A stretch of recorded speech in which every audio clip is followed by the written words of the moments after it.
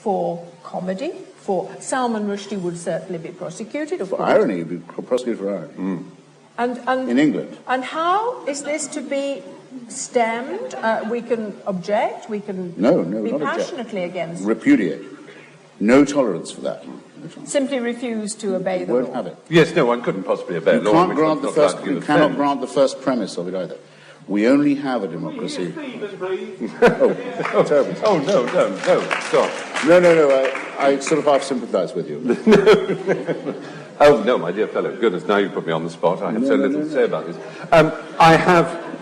I think we have to separate out all kinds of things. Yes, we all, I'm sure, have the same horrified feeling about what newspapers like to call mad mullahs, or the fanatical end of any religion, whether it's the fundamentalists in America and other parts of Christendom, or whether it's the absolute intolerance and indeed the hatred and desire to see people like me killed of the Muslim population.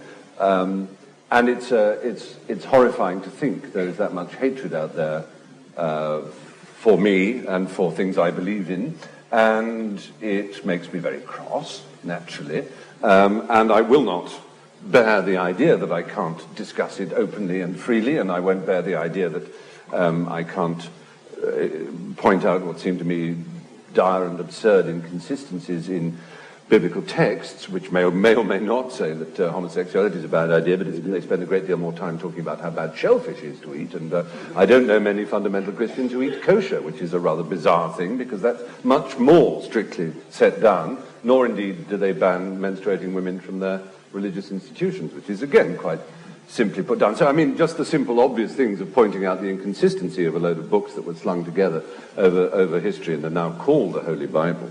All those things, of course, one must have the right to do. But when it comes to inciting hatred, I personally don't believe inciting hatred's a good idea. I don't think inciting racial hatred is a very good idea, and I'm rather pleased we have a law against inciting racial hatred. We come up with all kinds of cliches like, the Holocaust began not with the first hut built at Auschwitz, but with the first stone thrown on Kristallnacht, or however one likes to put it. Of course, it's rather banal because you can't stop people throwing a stone, but we're alert to the fact that the incitement of hatred is not good. And I think sometimes on our side of the debate, which is to say the secular side, we can rather overread the mass of what religion is and alienate it all the further and drive a wedge between a secular world, a world of reasoning, educated people like ourselves who can happily quote all kinds of philosophy and are familiar simply with the mechanics of logic, which of course are utterly alien to the vast quantity, it seems, of religious people, and who indeed have no respect for logic, which to us is tiresome in the extreme because it means there's no basis for argument. But if we accept that there are people who fall on their knees in churches and who don't wish to be mocked with whips and scourges for doing so, well, that's fine. And I would always hope to be tasteful enough never wantonly to offend anyone. However, simply to say there is a religious world, a secular world, and the two are enemies is a hopeless thing, it seems to me. It seems to me the greatness of our reason, if it is great, is that it can accommodate and teach and enlighten. The Enlightenment should not be considered to be over. It's a project that will never end. After all, it's a word that religious people use too, particularly Buddhists. That is to say, the Enlightenment, the shedding of reason, the understanding of the human heart, the understanding of the universe, the understanding of all the things that surround us, is a mission and a project we each in our lifetimes embark upon and will never finish, and the next generation will too. But if we start to add to the diggings of the trench and putting up of the barbed wire between us and those who are religious, simply by mocking them and saying, well, of course, it's all nonsense, your religion, and anyway, you're all dangerous because behind you are the big guns who want to destroy us and our buildings and and impose a medieval ecclesiasticism upon us, then I think we're doing a very dangerous and foolish thing, and we're not using the very tools that we think make us better, i.e. our reason and our tolerance and our understanding of others, which is not to support a blasphemous law, but to say that the blood and fire and brimstone that Christopher preaches is in danger of having a religious fervour to it, as it were, which is, to my ear, sensitive and queenie as it may be, a little too like the battle cries of the enemy. There is a paradox here. Masochistic applause for someone who can't decide whether he's waving or drowning in his own tones. There is a paradox here between... Beautifully put. We applaud, as you rightly do, that expression of the inheritance of the Enlightenment, which is characterized by tolerance. We wish to be tolerant. We wish to extend to others the rights we claim for ourselves to the expression of ideas. When they express ideas which damage that tolerance, how do we persist in our tolerance of that critique?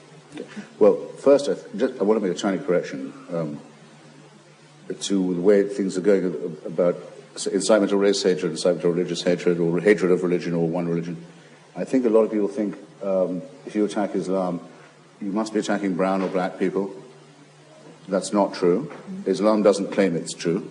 Islam indeed claims to be universal. So the shady stuff done by Galloway and others that it's racism to attack Islam must be dispensed with on its face. The second point I want to make, I hope I don't offend anyone, by the way, who'd rather hear from Stephen. They did buy a ticket with the risk of having both, but I'll try and condense naturally. Would simply be this. I mean, I think that one must hear from people who dislike others. It's essential to me that Ian Paisley is a member of Parliament and of the European Parliament, and that he says that Catholicism is a work of the devil. And so absolutely essential. And it's essential to hear what Catholics really think about Protestants and Jews and others, and I know what that is, though they often try to mask it, especially in England. I know what they think about it. I know what they think about you. They say they...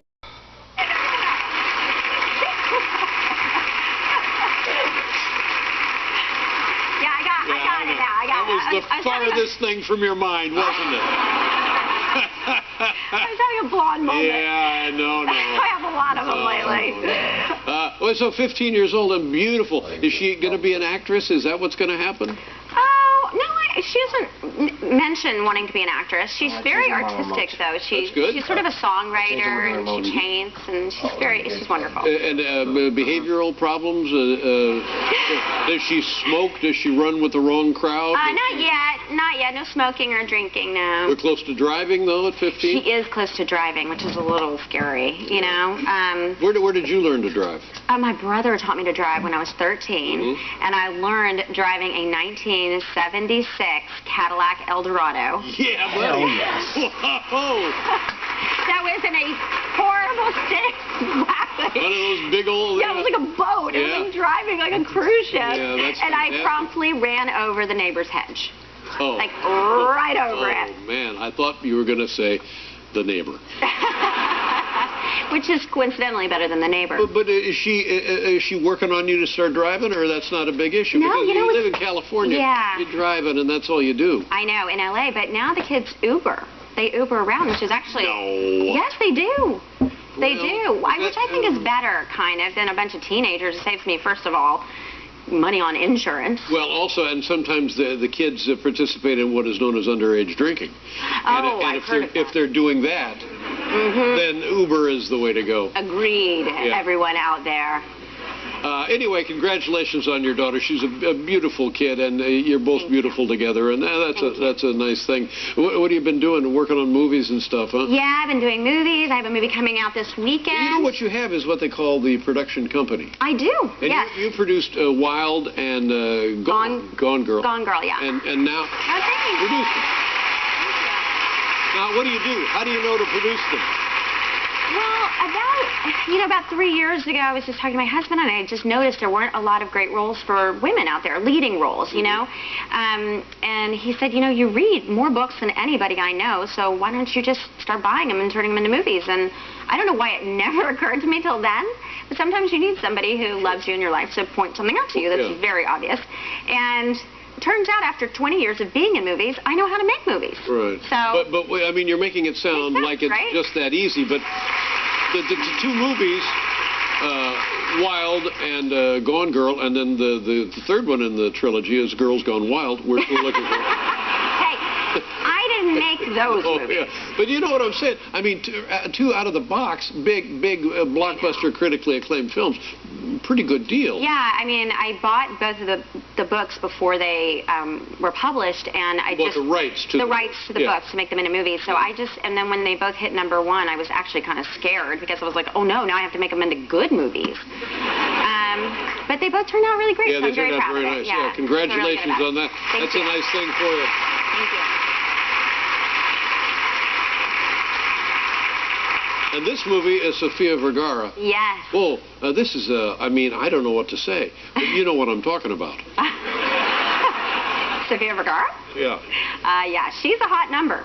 And Exactly what I was thinking. That's what I thought. Hot number. I had a big girl crush on her because I love Modern Family. We watch it with the kids, and I just think she is so funny and such a fresh new comedy voice. So I sat down, I set a meeting with her, and she walked into a hotel lobby, and it was like being in a Diet Pepsi commercial. Time slowed down.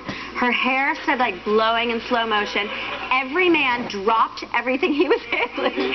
Like guys were dropping luggage. One guy like passed out, and I was like, well, if I can't be it, I might as well stand next to it in a movie. Yeah, well, you are it. But she's just lovely. I mean, she's just as lovely and funny in person as she is on the show, which is Now, nice. women know that's happening, right? They get accustomed to that reaction when you go out. You know, people are.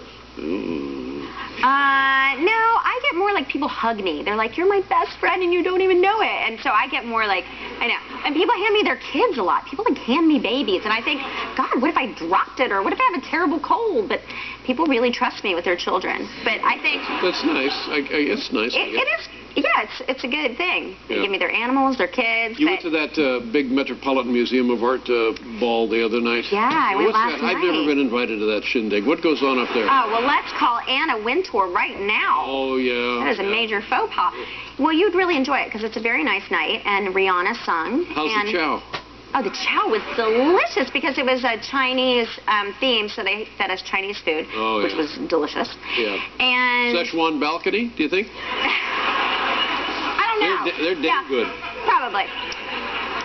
But it was really fun. And then I wore this beautiful dress by Jason Wu, and I wore this gorgeous necklace by Tiffany's, and I just couldn't get it off last night, so I woke up and I still had my necklace on. You couldn't get the necklace off? No, I couldn't get it off, so... Because of the clasp, I bet it's a security thing, because they don't want it dropping off. Right, because it's such an expensive necklace, Right. and I thought, well, if I just keep wearing it, maybe they'll let me keep it. They'll forget about it, and they say, what did happen? That's what I thought would happen, but no. No.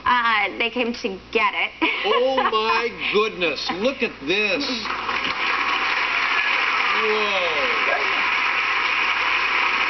It was really pretty. Now, listen.